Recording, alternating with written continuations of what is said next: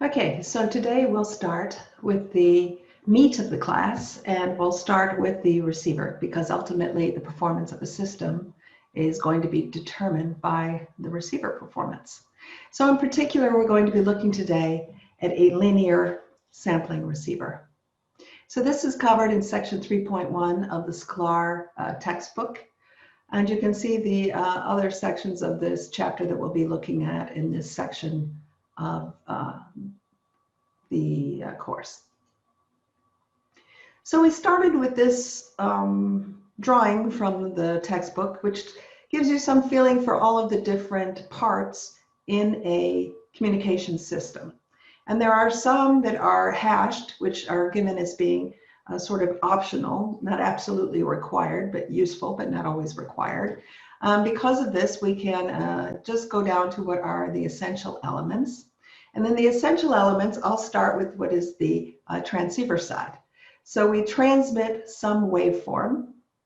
Inevitably, we run into some additive white Gaussian noise, typically from the thermal noise of the receiver itself. The received waveform is somehow the transmitted waveform, which has been affected by the channel itself, and then the additive noise. Then we go into the receiver part. So the transmitter is the signal. There's some channel that's not shown here, which is represented in the equation here. There's some additive noise. And then we go into what does the receiver do? And the essential parts is to have some sort of filter. And we'll see that this is essential in order to limit the effect of this noise. And after that, we're going to make we're going to have a filtered version of this signal, which we're going to use for detection. We call this Z of T. And what we're going to do is we're going to sample that receiver, or the received signal, filtered received signal. We're going to sample it so that in the end, we get what we call a simple test statistic. So if we removed the optional part and we concentrate on what is the essential part, this is what we'll see. And so all this was very nice to have a general diagram. It's a little complex, so I tried to reduce it just graphically, so it would be a little easier to look at. One last aspect of it is, of course, the decision. So it's called step 2, and this is the decision we make. We've reduced the received signal to one number, and then we compare that number with a threshold to make an estimate of our symbol. So as I mentioned, I tried to make this a little easier on the eyes, a little easier to follow what's going on. And so we have the essentials here. So I've just really recreated what is that basic diagram that you'll find in the textbook. We send a signal, it's corrupted by noise. That received signal of the receiver, now in the blue box, we have the receiver. The first thing the receiver does is to filter the received signal. Then it does a sampling, comes up with a test statistic, and then a decision is made by thresholding, comparing that statistic with some threshold. And what comes out of there is an estimate of what the message is. So we call this a linear sampling receiver. It's linear because the operation that we do to process the received signal is a filter, which is a linear operation. And then we have this sampling. So that's why we call it a linear sampling receiver. So let's take the binary case to be the simplest. Then the transmitted symbol would be one of two. It could be the whatever waveform we use for the logical 1, or it could be the waveform we use for the logical 0. Of course, if we had a larger constellation, there would just be a larger variety of signal waveforms that could have been sent. But let's take the binary case to keep things simple. Then we have additive white Gaussian noise here. And what we receive is some of these. So the first thing we do is to filter it. And as we saw in our review session, we can specify the filter in one of two ways. We can mention its frequency response, H of F, or its impulse response, H of T, equivalently. Either one will work. And then if we look at what is the output of this filtering operation, well, we know that it's the received signal convolution with the impulse response. And since the received signal has components which come from signal and a component which comes from noise, this means that the signal is influenced by this filtering operation, and the noise also is influenced by the filtering operation. So essentially, what we get after our filter is a component which is due just to the signal. And since we have two possibilities in a binary case for the signal, this I is an index into which of the two symbols or bits were transmitted. And of course, there's some noise, and its statistics may have been altered somewhat by the filtering operation, but of course, this is a linear operation, which means that if this is added white Gaussian noise here, after filtering, we're also going to have a Gaussian noise here.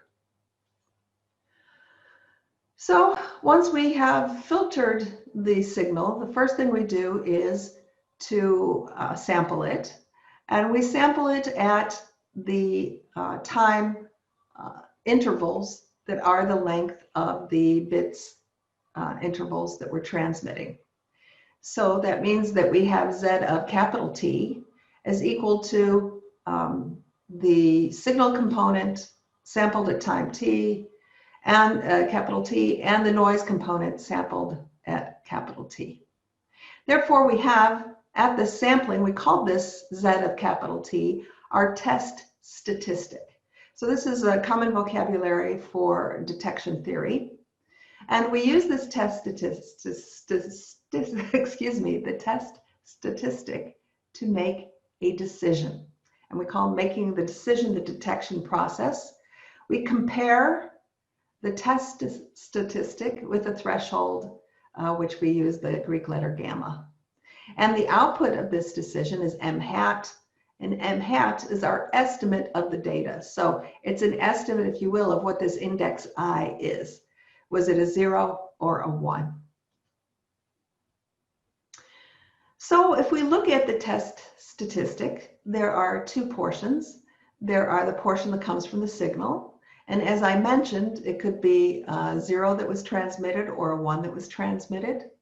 So think of it, there's this waveform that we chose for transmitting a binary 0. We convolve it with h of t, and then we sample it at a given time. So what we have here is a number.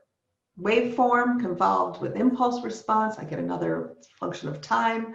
I sample that at one instant, and I get one number. So think of these A0 of capital T and A1 of capital T. They're two numbers. So they're completely deterministic. Like I don't know which one was sent. Later I might think of this as being a random variable, but for now, these are just, it's either one number or the other number. The part that comes from noise, now what happens here, remember I said that the n hat of t is an random Gaussian process. So the convolution, as I mentioned, is also a Gaussian process because this is a linear operation. And we know that a linear operation on a Gaussian process is also Gaussian. And then I sample this at time t. And so remember, the most important idea we got from the lecture I had on random processes is that if I sample a Gaussian random process, I get a Gaussian random variable. So n of t, capital T here, this is a random variable, and I know that its statistics are Gaussian because of the linear operation. So I have the noise, and let's think about that sampled noise. Well, first thing, I know it's Gaussian, so it's got to have a distribution, a density function, which is given by this equation. I'm going to assume it's a zero mean, which is a very general assumption. We can always remove the mean if we have to, but we can assume without loss of generality that it is zero mean, which leaves one parameter in the Gaussian density, and that is the variance, where we use the Greek letter sigma. So this sample of noise is Gaussian with zero mean and a variance of sigma squared. So the test statistic, which is Z of t, is AI of t plus n of capital T. And so Z of t is a Gaussian, which is zero mean, to which I add a number. That means that this statistic, Z of capital T, is distributed like a Gaussian. So that's what this script N means, referring to the normal distribution. So the test statistic is normal distributed with a mean. The mean was formerly 0, and now since I've added a constant to it, the mean is now this new constant, and it has the same variance because adding a constant does not change the variance. And again, the justification is the sum of a random variable and a constant is a Gaussian random a Gaussian random variable with a shifted mean. So now we're just going to simplify our notation a bit. So I'm going to quit writing this capital T, and I'm just going to put N to represent the sample of the noise, Z to represent the test statistic. And you can tell I'm from Chicago because I insist on saying Z, and if I was a Canadian, I would be saying Z, so I'm probably going to switch between the two. I'm sorry about that. I hope it's not confusing. So the last part is the contribution, which comes from the signal, which I'll just call AI. Okay, so this is just notation for the sampled outputs of the receiver. So now I would like to get into the probability theory that will be necessary for you to apply in order to understand how this receiver strategy is developed. I said we compare it with a threshold. Why do we compare it to a threshold? This will give you an idea of why. So let's think about conditional densities from your probability theory. And let's look at the density of Z when I condition on which symbol was transmitted. So if I know what was sent, then I know what this AI is. So this is the test statistic when the data I was sent. So this is a conditional density, the density of Z conditioned on which symbol was sent. So we have two of them for the binary case. There's P of Z given 0 and P of Z given 1. Okay, so two densities. And these two densities describe everything. So the only thing that's different between the two of them is where the mean is located. In one case, it's located where the waveform for a logical 0 is, and in another place, it's the mean for the location of the logical 1. We could also do the flip of this conditional probability. Suppose I wanted to look at what was the probability that a 0 was transmitted given that I have the observation, the test statistic, Z. So this is, a way of using a conditional probability in another way, defining it in another way. And I'll use PR to mean the probability that.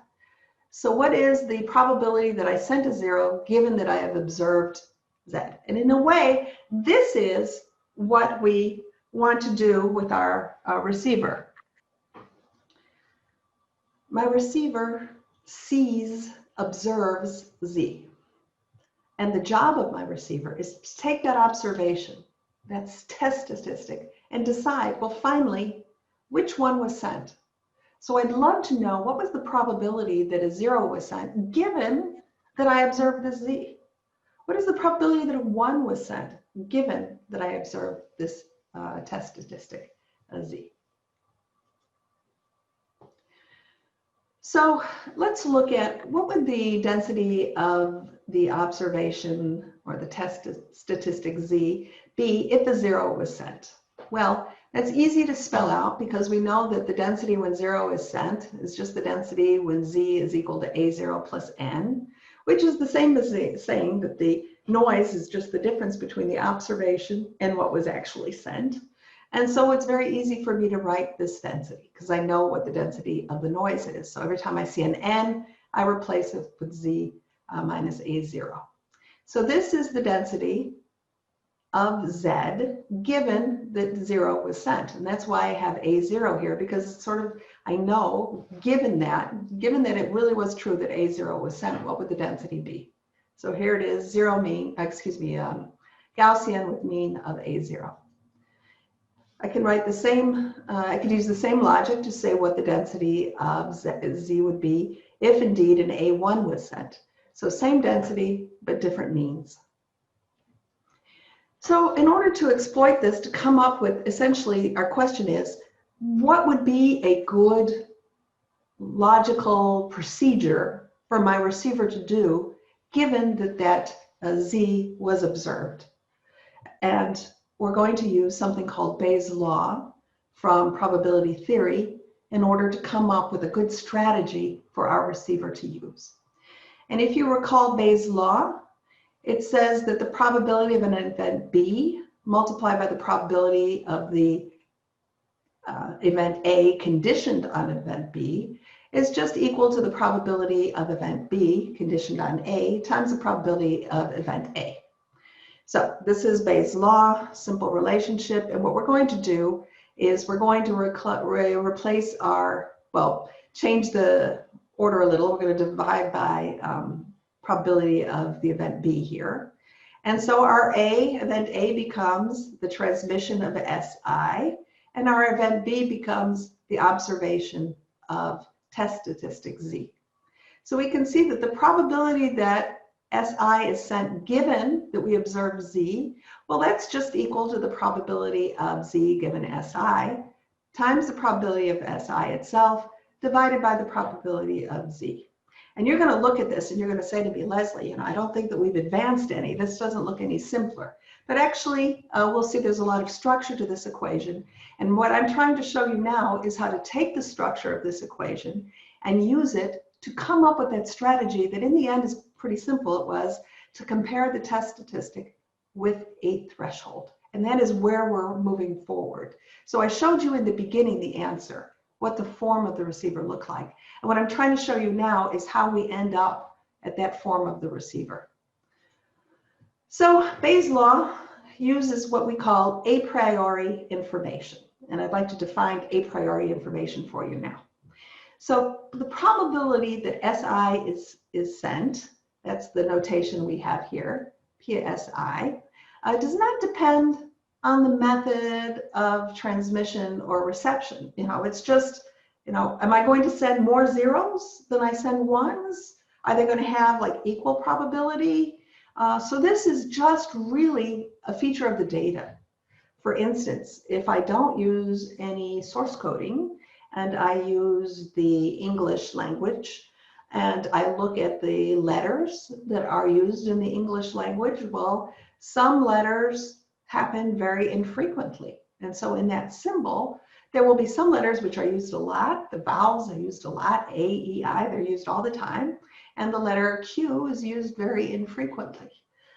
So that would be an example where a feature of the data is such that the a priori information is very unequal. A priori means before transmission, at least in our context, it means prior. So before anything is actually sent, I haven't actually sent my text in English, but before sending it, just the fact that I'm going to send text in English means there's a certain structure to the data that's going to be transmitted. And this is called a priori information. And when it is available, if I know I'm transmitting English, then I should have maybe influence the strategy I use. Problem is that the a priori information is not always available. And also, perhaps I want to design a communication system which is good for all data systems and not just designed to work with one language. So a priori information, when it's available, can make a more robust receiver, more higher performing receiver. However, we don't always have the luxury of having that information. But in any case, we've defined one of those terms. Let's go back to this equation. So this is an equation with several probability densities, and we're discussing what's going on with one of these densities now. And we've seen that this is called the a priori probability density. Now let's look at the counterpart to this, which is the a posteriori probability. Now we're still looking at what is the probability that the data I was sent. But in this case, it's not before I've measured anything, but actually after I have observed the received signal. So it's not that I haven't sent anything yet, and I just know that A is going to happen a lot more likely than the letter Q. Now I'm saying I've actually measured the code for that, in the Unicode for that letter. And now I wonder which is the one that is more likely. So now we have the counterpart to the a priori probability, which is the a posteriori probability. And if a priori means before, a posteriori means after. So previously we were looking at what is the probability of a certain symbol being transmitted, period, before I've done anything. And now we're saying, what is the probability that that symbol was sent, given now that I've observed a signal? So it's like the Unicode was sent for a given letter, and now I can see, what I think were the bits that were received. I think that this is this code, and I'm wondering, was it really an A or a Q that was sent? What's the probability now of the A and the Q, given that I've had an observation, given that I get a look at what the signal is? And we can see that this now is a direct function of our receiver. The previous one only mattered about the structure of our data. It didn't matter what strategy we used for a receiver. But now the a posteriori probability, well, it depends. Did we use a filter? Did we not use a filter? So it will vary depending on what choice we make with our receiver.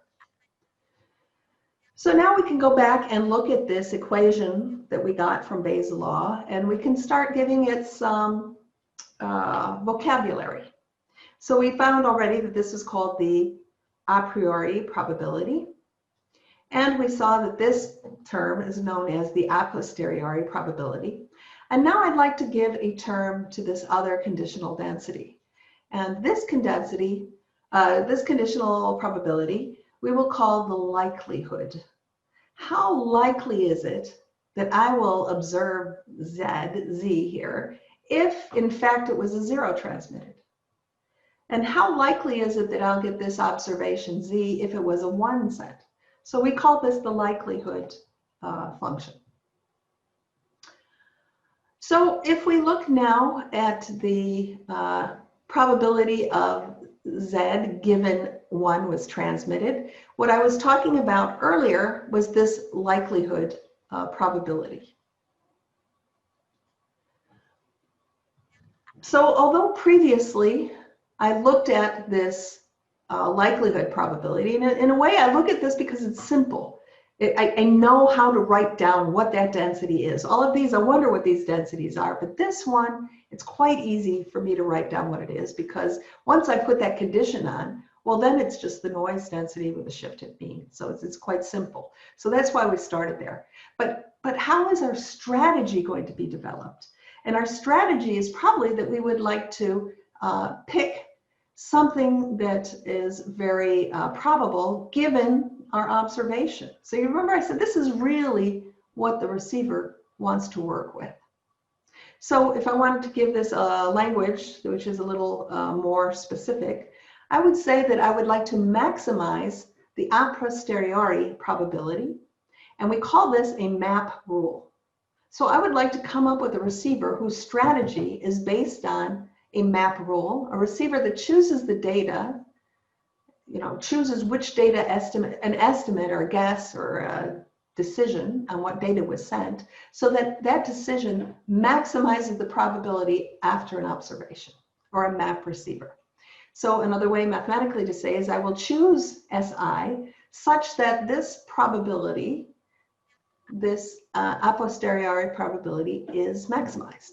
And this is in words, and if I were going to put it in symbols, SI such that, and here we have the maximum over all J. So I try all of the different, I could have sent a 0, I could have sent a 1, and I'd find which one maximizes it. And that is the one I choose.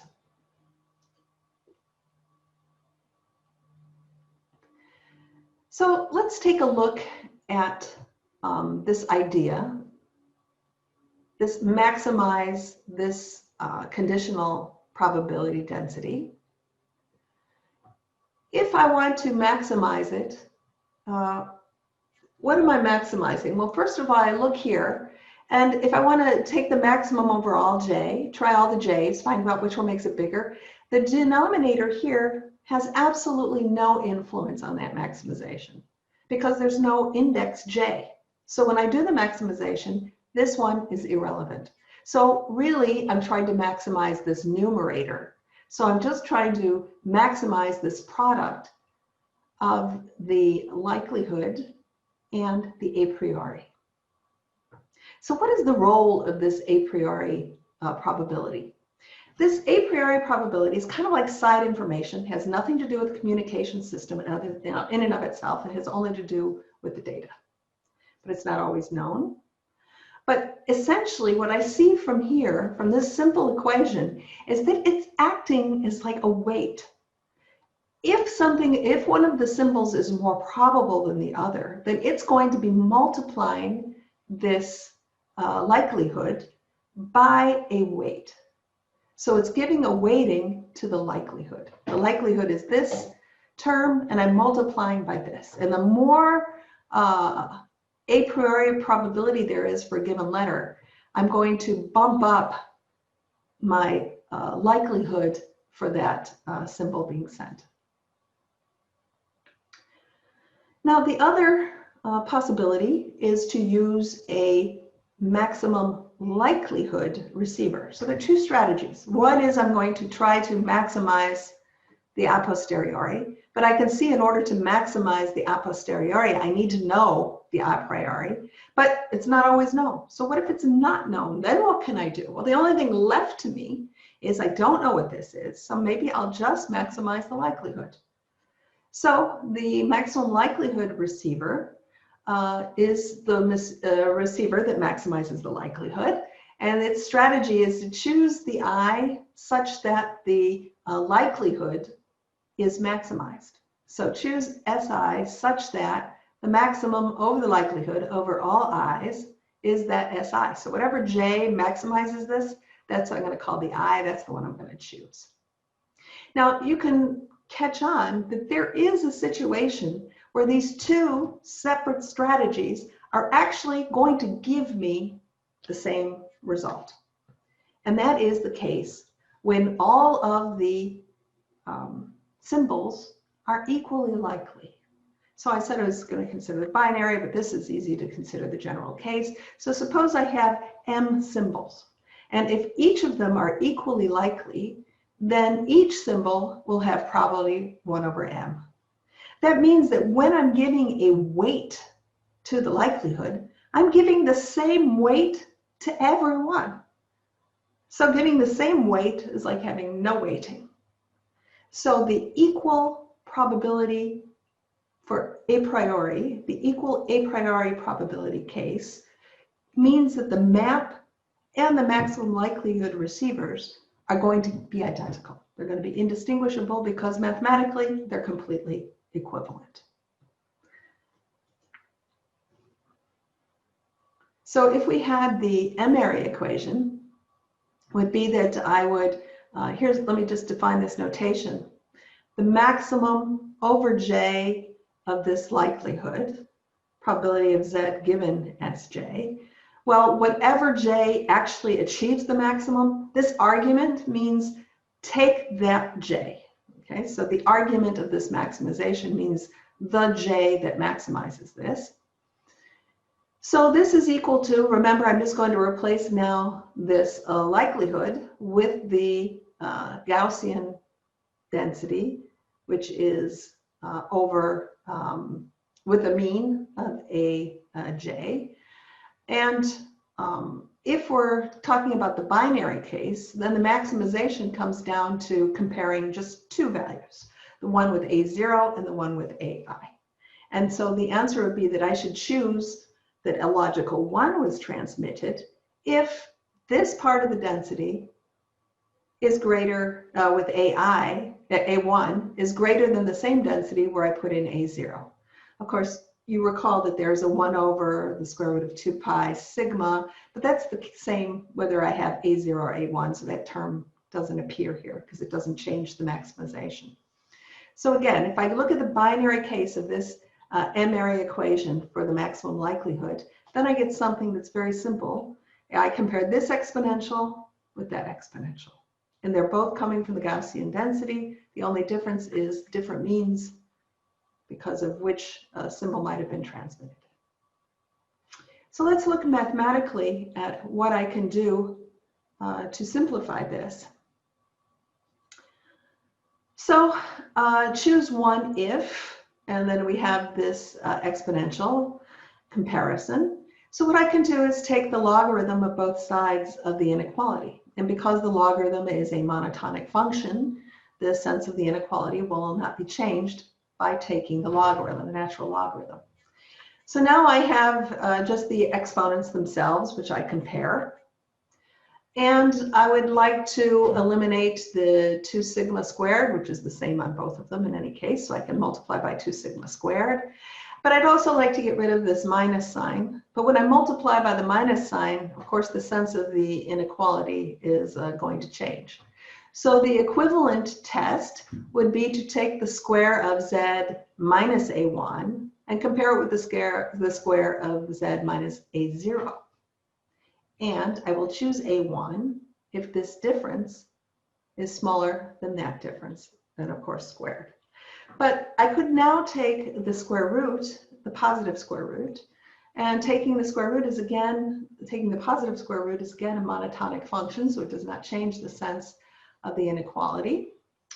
So I could take the square root, and I could also, instead of taking the square root, I could just take a geometric interpretation.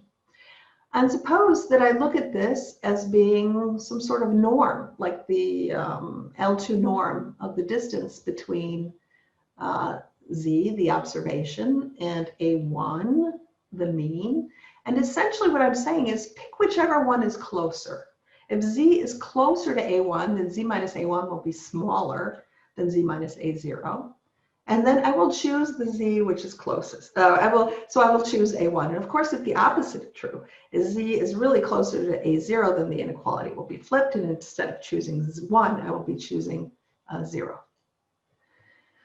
So choosing closer, I could also say that this was taking Z if it's greater than the midpoint of A0 and A1. Because if it's greater than the midpoint, that means it's closer to A1.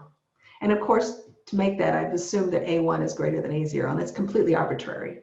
One of them is bigger, whichever it is, I'll call that logic 1.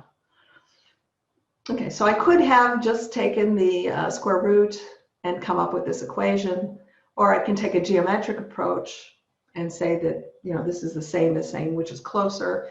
So either I go with the square root and I get to this point mathematically, or I think of it geometrically and I say it's the midpoint and whichever is closer. So they both get me to the same place. So let's look at a plot of 2 typical Gaussian distributions. So first of all, in blue, we have the a posteriori probability of Z given that a 0 was sent. And in red, we have the a posteriori probability of Z given that a 1 was sent. First of all, you'll observe that they have the shape of a Gaussian density. Secondly, you'll observe that they have the same shape. That's because they both have the same variance. So they look the same shape. But we see that they're displaced from one another. And that's because although they have the same variance, the mean is different. And of course, the peak of the Gaussian occurs at the mean because it's unimodal. It has the same mean, the mode, and the median. But in any case, this maximum occurs at A0. This maximum occurs at A1. I went back here and looked at our original equations from our time domain, what signal was sent, what the channel did, what the receiver did. Don't worry about this for now, but it just gives you a recall where we started from and where we're ending up now with this mathematics. So suppose that what I observe, suppose my test statistic falls at this point. And we can see that I can calculate for this Z, this is the Z axis, and the Z that I observe is at this point, and I can calculate, okay, for that Z, what is the density given that a 0 was sent? And that would be this point on the blue curve. And for the same z, I can plug it into the equation for the conditional density for z when 1 is sent. And now we get this number. So I have these two numbers. And remember, my rule says I'll compare the two. And if this density is higher, it's more likely I will take this one. So at this point, clearly the red dot is above the blue dot. And so I'm going to choose red. I'm going to choose that a 1 was transmitted. So this relationship would hold. The red one, the probability of z given that a 1 was sent is higher, the likelihood is higher than the probability of z when a 0 was sent. Also, I could say that this point is closer to A1 than it is to A0. So I'm going to choose this because it's closer. So I could calculate, but of course calculating that exponential is more costly in terms of computation than it is to simply ask, is it closer to A0 or is it closer to A1? So in terms of a strategy for actually building a receiver, using this geometric interpretation of being closer, it makes me have a simpler receiver. And instead of calculating how close is A1, is this Z to A1, or how close is the Z to A0, I don't really care how close. I just want to know, is it closer? And so I don't have to actually calculate that distance. The only thing I need to do is to compare that Z with a threshold. So if I take the test statistic and I just look, is it bigger than this number or smaller than that number, which is the midpoint, that's enough. And so I've made my receiver even less complex now. So first I would have had to calculate these densities, which is harder to do. Then I could have calculated these distance, or here I could just say, is it bigger than this number or not? Very, very small computation. So the last interpretation I'd like to give you of this graphic, because it's very useful to us, is that it actually gives us a way of calculating the error probability, of quantifying what is the probability that I'm going to make an error. Because let's look at this distribution. Suppose a 1 was really sent. A 1 was really sent. When am I going to make a mistake? When am I going to make an error? Well, I'm going to make an error when the test statistic is less than this threshold, less than the intersection point of these two densities.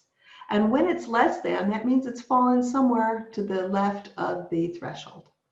And the probability that that will occur, the probability that I will make an error when a 1 is sent, is the area under the curve here. So this area gives us an error probability, the error that I'm going to choose the wrong one when a 1 was sent.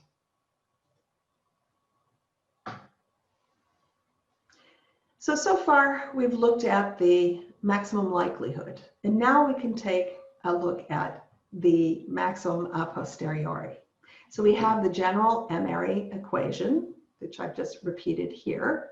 And again, the equivalent maximization is take the a priori probability times the density for the likelihood. And we've gotten rid of the over the square root of 2 pi sigma because it's the same for all j. And then we look precisely at the binary case. And in the binary case, it looks just like the previous case, except that now we have this weighting, which is where I multiply this likelihood by the probability of symbol 1. And here I multiply this one by the probability of symbol 0. So if I look here at the map case, what has changed? Well, in the maximum likelihood case, these had equal heights. But in the map case, one of them is going to be higher than the other, assuming that they're not equally probable. If they're equally probable, of course, they'll both have the same height, and the map will be the same as maximum likelihood, just like we said. But if the probability is different, then we're going to multiply by this factor. So that means that our intersection point is going to change, the intersection point for these two densities. And so it's no longer going to be at the midpoint. It happens at the intersection of the two densities happens at the midpoint when they're equally weighted. But when the weight changes, when the heights change, then the intersection point is no longer at the midpoint. And it's the intersection point that determines our threshold. Because recall that now, suppose I had the same sample before, the same observation, the same test statistics that I did in the previous case. In the previous case, it was closer to A1, and therefore I chose A1. But in this case, that same observation is to the left of the intersection point. You can see the intersection point here, and now my sample was a bit to the left. Let me go back here. Here's the intersection point. Here is the sample I make, and you can see that I'm to the left of that. So that means that because I'm to the left of it, that means if I look at the value for the weighted PZ1, the weighted one is now smaller than the weighted blue one. So I'm going to choose blue. I'm going to choose 0 in this case instead of the logic 1 is what was transmitted. So the exact same test statistic, but one receiver, which is the maximum likelihood receiver, is going to choose the 1 as the transmitted. And in the maximum a posteriori, I'm going to instead choose that a 0 was set because the 0 is much more likely to be transmitted. So the threshold, remember, happens at the intersection point, and this is to the left in this example. So it's less than the threshold, which makes me choose 0. Which brings me to one last concept as we finish out this section about the linear sampling receiver, and in particular about the two optimization or the two receivers that I could use. I could use the receiver which is maximum likelihood or the receiver which is maximum a posteriori.